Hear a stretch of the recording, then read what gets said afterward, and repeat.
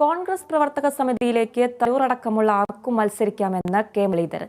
AICC president സ്ഥാനത്തേക്ക് മത്സരിച്ചവരെ പ്രവർത്തക സമിതിയിൽ ഉൾപ്പെടുത്താനുള്ള ശ്രമം മുമ്പുണ്ടായിട്ടുണ്ട്. എന്നാൽ അവർ അതിന് സന്നദ്ധത കാണിച്ചിട്ടില്ല. നേരത്തെയും പ്രവർത്തക സമിതിയിലേക്ക് മത്സരമുണ്ടായിരുന്നു. മത്സരിക്കാൻ സന്നദ്ധരായവർക്ക് പാർട്ടി അതിന് അനുവാദം നൽകാറുണ്ട്. മത്സരം പാർട്ടിക്കൊരു ദോഷവും ഉണ്ടാക്കില്ല.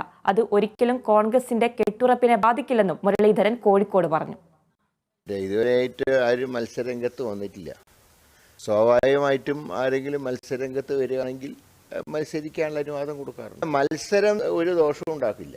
വർക്കിംഗ് കമ്മിറ്റിയിലേക്കുള്ള മത്സരം ഒരിക്കലും പാർട്ടിയുടെ കെട്ടുറപ്പിനെ ബാധിക്കും. അപ്പോൾ സാധാരണ മത്സരിച്ചവരെ ആക്കിയൊരു കീഴ്വഴക്കമില്ല.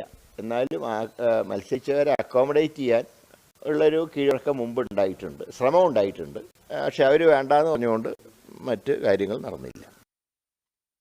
നികുതി വർധനയ്ക്കെതിരെ തുടർ സമരം പ്രഖ്യാപിച്ച് കോൺഗ്രസ്. സംസ്ഥാന വ്യാപകമായി മണ്ഡലം അടിസ്ഥാനത്തിൽ ഫെബ്രുവരി 28-ന് സായാഹ്ന ജനസദസ്സുകൾ സംഘടിപ്പിക്കും. വൈകുന്നേരം 4 മണി മുതൽ രാത്രി 8 വരെയാണ് സായാഹ്ന ജനസദസ്സുകൾ സംഘടിപ്പിക്കുക. നികുതി പിരിവിലെ കെടുകാര്യസ്ഥത, സർക്കാരിന്റെ അനിയന്ത്രിത ദുർച്ചെലവുകൾ എന്നിവ കൊണ്ട് സംസ്ഥാനം കടുത്ത സാമ്പത്തിക പ്രതിസന്ധിയിലൂടെയാണ് കടന്നുപോകുന്നത്. സർക്കാരിന്റെ ജനദ്രോഹ ഭരണം തുറന്നു കാട്ടാനും നികുതിക്കൊള്ളയെക്കുറിച്ച് വിശദീകരിക്കാനുമാണ് സായാഹ്ന ജനസദസ്സുകൾ സംഘടിപ്പിക്കുന്നതെന്ന് KPCC അധ്യക്ഷൻ കെ സുധാകരൻ പറഞ്ഞു.